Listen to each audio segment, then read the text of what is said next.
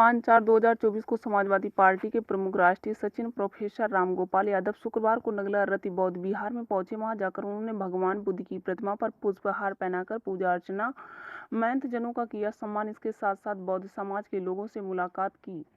उपस्थित बौद्ध समाज के लोगों के द्वारा समाजवादी पार्टी के राष्ट्रीय महासचिव प्रोफेसर रामगोपाल यादव के गले में पुष्पहार पहनाकर पगड़ी पहनाकर किया जोशीला स्वागत। प्रोफेसर रामगोपाल यादव के द्वारा दी गई जानकारी में बताया कि भगवान बुद्ध ने सारी दुनिया में रास्ता दिखाया है, हमें उनके द्वारा बताए गए मार्गों पर चलना चाहिए। इसी अवसर पर उपस्थित लोगों के कुछ नाम इस प्रकार हैं: सत्य प्रकाश सागर, सत्यवीर यादव, सिंह बौद्ध, रोशन लाल जेडल सिंह इत्यादि लोग उपस्थित रहे। अरविंद कुमार श्रीवास्तव की रिपोर्ट।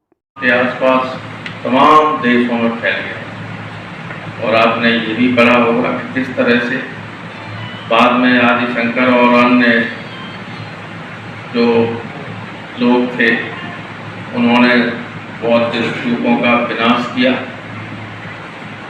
और भारत में बौद्ध धर्म के तरफ जो आकर्षित होते थे सारे लोग, उनमें फिर वही जो पुरानी जो कमियां थी जिनको लेके भगवान बुद्ध ने नए सिस्टम को शुरू किया था, नई बातें जनता के सामने रखी थी, उन सबको उन्होंने धीरे धीरे खत्म करने की कोशिश की। ये धर्म, इस धर्म के अनुयायी अब भी चीन से लेकर लंका तक बीच में जितने देश हैं, हर जगह लोग जाते हैं तो मिलते हैं। लेकिन जिन लोगों ने बौद्ध धर्म के अनुयायियों को बौद्ध के जो स्तूप वगैरह थे जहाँ से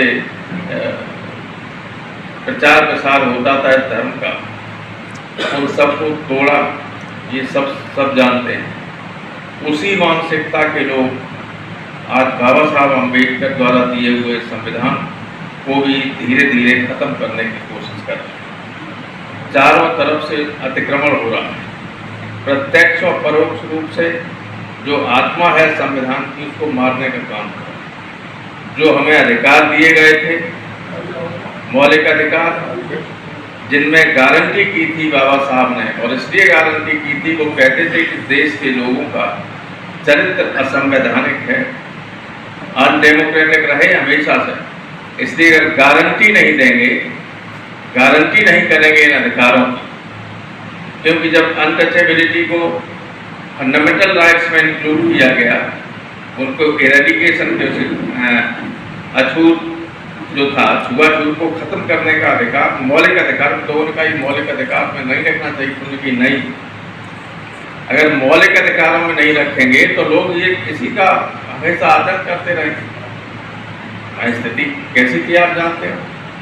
अगर छू जाए कोई, हम तो छोटे थे तब जानते थे कि अगर कोई वाल्मीकि समाज के किसी व्यक्ति से छू गया आदमी दूसरा, तो सोने के ऊपर से पानी डाल के उसको शुद्ध किया जाता था। ये बीमारियां तब तक थी, धीरे धीरे खत्म हो रही थी, लेकिन संविधान ने जो हमें अधिकार दिया उससे काफ़ी रक्षा मिली, लेकिन पूर्ण अधिकारों को भी छीना जा रहा है। उनको भी सामान्य, यानी उसमें ये है कि हम अपनी बात कह सकते, फ्री अभिव्यक्ति की स्वतंत्रता, जैसे चाहे वैसे किसी धर्म को मानने न मानने की स्वतंत्रता, पूजा करने का, प्रार्थना करने का क्या सिस्टम है, क्या है, उसको माने न माने, ये पूरा अधिकार है किसी हमारे नागरिकों को। लेकिन व्यक्ति स्वतंत्रता को किस तरह से रोक रहे हैं। आईपीसी और सीआरपीसी में अभी संशोधन किया, अभी पिछले सत्र में कर दिया इन लोगों ने, और संशोधन करके ये कहा कि अगर मान लीजिए आप कोई भाषण, हम यहाँ भाषण दे रहे हैं और यहाँ के SHO टूंडला को अगर ये मालूम, ये कहे लिखे FIR करके कि इन्होंने जो भाषण दिया वो देश के हित में नहीं है, देश की सुरक्षा को इससे खतरा है, ये कह सकता है? तो कह सकता है तो वो राष्ट्रद्रोह के अंतर्गत मुकदमा कायम और आजीवन कारावास और मृत्युदंड की सजा का प्रोविजन पहले नहीं था। इस तरह अब जब ये अधिकार है तो जो मौलिक अधिकार हमें मिले तो खत्म हो गए। मौलिक अधिकार अनुच्छेद 21 में है दैहिक स्वतंत्रता का अधिकार। अगर आपको गिरफ्तार भी कोई करता है तो 24 घंटे के अंदर मजिस्ट्रेट के सामने लाने का प्रोविजन है उसमें। 5-5 दिन 10-10 दिन पे खाली रहते थे, दरोगा के नहीं भी खाली रहते थे, तो बचे ही नहीं कोई अधिकार। तो और अब ये 2 लोगों ने, अभी कर्नाटक का एक 5 बार का MP था बीजेपी का, उसने 7-8 दिन पहले कहा कि हम सत्ता में आएंगे, संविधान बदल देंगे। उसका इन्होंने टिकट तो काट दिया, और 2 दिन पहले वीडियो चल रहा है, नाथुराम मिर्जा एक लीडर हुए हैं, जाट लीडर थे, उनकी बेटी चुनाव लड़ रही है, राजस्थान बीकानेर से लड़ रही है, कहीं और से।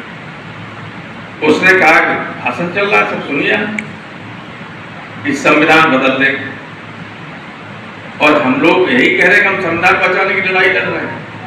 तो ये लड़ाई जो है वो संविधान बचाने की, लोगों की आज़ादी को सुरक्षित रखने की है, जो आखिरी लड़ाई है। अगर 24 में हम जीतते हैं तो संविधान बचेगा, और नहीं जीतते हैं तो जो मंशा RSS और BJP की है वो उसी लाइन पर जा रही है। इसलिए आप सबसे प्रार्थना है, हालांकि ये जगह ऐसी नहीं है कि हम पॉलिटिकल कोई बात करें, लेकिन समाज और बड़े तादाद में जो लोग हैं इस देश में, उनके हितों के लिए आवश्यक है कि बौद्ध विहार ये तो नया संदेश हमेशा देते ही रहे। ये तो बाबा साहब अम्बेडकर के चरणों में नमन करते हुए और सभी आते साहिबान को प्रणाम करते हुए, हमारे सामने जितने लोग हैं सबको प्रणाम करते हुए मैं अपनी बात बहुत संक्षेप में कहना चाहता हूँ। आप सब जानते हैं कि जब हिंदू धर्म में कुरीतियां चरम सीमा पर थीं, तो भगवान बुद्ध ने एक नया सिस्टम, भगवान बुद्ध ने सारी दुनिया को रास्ता दिखाया, लोगों को जीवन का अच्छे रास्ते पर चलने का मार्ग बताया। हालांकि दुर्भाग्य से जो बाद में आदि शंकर और उनके अनुयायियों ने उनके स्तूपों को तोड़ा और बौद्ध धर्म को समाप्त करने की कोशिश की, लेकिन उसे समाप्त नहीं कर सके। वो दुनिया में अब भी बहुत सारे देशों में और यहाँ भी उनको बहुत बड़े पैमाने में दिखाई। उसी श्रृंखला में आगे चलकर अम्बेडकर साहब ने भारत के संविधान में जो दबे पिछड़े सदियों से शोषित पीड़ित लोग थे, उनको बचाने के लिए, उनको अधिकार दिलाने के लिए संविधान बनाया। उस संविधान की रक्षा के लिए हमने लोगों से भी अपील की और भगवान बुद्ध और बाबा साहब अम्बेडकर को प्रणाम करते हुए ये उनसे आशीर्वाद मांगा है कि हम इस उद्देश्य में कि जो संविधान आपने बनाया वो सुरक्षित रहे, उसमें सफल हों और इसी तरह से आए थे। और भक्तों सर, हमेशा से देखा गया है राज्यसभा में आपने बहुत अच्छा बोला है, SC ST OBC माइनॉरिटी और तमाम ऐसे धर्मों के मतलब पक्ष में बोला है कि संविधान बचना चाहिए। निजीकरण जैसी जो समस्याएं हैं जो आम जन ग्रस्त हैं, तो उस संदर्भ में सर आपका प्रयास बहुत बेहतरीन है। यदि अगर सर आगामी लोकसभा चुनाव में अगर अच्छा जनमत की अपेक्षा आप करते हैं और अच्छी सीटें आ जाती हैं, तो सर क्या आपकी प्राथमिकताएँ रहेंगी? ये देखिए, जो संविधान ने हमें अधिकार दिए, मौलिक अधिकार, उनको विभिन्न कानूनों के जरिए जो इस सरकार ने छीना है, उन सारे कानूनों को निरस्त करने के लिए हमारा प्रयास होगा। और संविधान का जो आत्मा है, जो मूल उसका इच्छा है, उस सबको सुरक्षित करने के लिए पूरी आवश्यक व्यवस्था की जाए। आरक्षण हमारा इन्होंने एक तरीके से खत्म कर दिया है, उसको फिर से किया जाए। सरकार कोई वैकेंसी नहीं निकालती है वैसे निकालती है कि जैसे यूनिवर्सिटी में 200 पोस्ट है, वैसे निकालेंगे। साइकोलॉजी 3, हिस्ट्री 2, 20-50 सब्जेक्ट है, किसी में 4 की वैकेंसी एक साथ नहीं निकालेंगे। निकलती थी पहले सब इकट्ठी, अगर 200 निकलें तो 50 जो है दलित और पिछड़ों की थी। अब वो निकालते हैं 2, 1, 3 से कम में आप जानते हैं आरक्षण मिलता है। इतने होशियार लोग हैं, किस तरह से हमारे अधिकारों को छीन रहे हैं। उन सारी कमियों को दुरुस्त कर दिया जाएगा। सर आपका एक स्टेटमेंट बहुत अच्छा लगा कि फंडामेंटल राइट को बचाने का तमाम प्रयास किया जा रहा है। हाल ही में सीजीआई का एक बहुत बड़ा कार्य देखने को मिला इलेक्ट्रिक बॉन्ड को लेकर, तो उस संदर्भ में सर आपकी क्या प्रतिक्रिया है? क्या ये मतलब संविधान के हिसाब से बहुत अच्छा उन्होंने आदेश दिया सीजीआई साहब ने? सीजीआई ने इलेक्ट्रिक बॉन्ड पर और अभी एक व्यक्ति को इसलिए गिरफ्तार कर लिया गया था कि उसने एक भाषण किया था और कहा कि वो तुम्हारा सरकार की आलोचना में किसी पुलिस वाले ने एक जगह मुकदमा कर दिया कि तो ये देश को सुप्रीम कोर्ट में मामला गया। सुप्रीम कोर्ट ने कहा कि किसी भी व्यक्ति को अपनी बात कहने का अधिकार है, आपको अच्छी लगे सरकार को या न लगे। सरकार की कमियां हैं तो कहने का अधिकार, और नहीं भी कमियां और किसी व्यक्ति की नज़र में कमियां हैं तो उसे कहने का हक है। ये कोई अपराध नहीं है, उसको रिहा करने का आदेश दिया। ये दो जो आदेश हुए इलेक्टोरल बॉन्ड पर और फ्रीडम ऑफ एक्सप्रेशन पर अभी चीफ जस्टिस ऑफ इंडिया और सुप्रीम कोर्ट के वो बंद नहीं। Thank you sir, thank you so much. आ रहे हैं इसमें और यहाँ पर उनका मेन मकसद था अंधे लोगों को जीवन दान करना और भोजन दान करना। इसी उपलक्ष्य में आज का ये प्रोग्राम रखा गया। सब भ्रांत लोग जो हमारे सम्मानित लोग आए हुए हैं, इनसे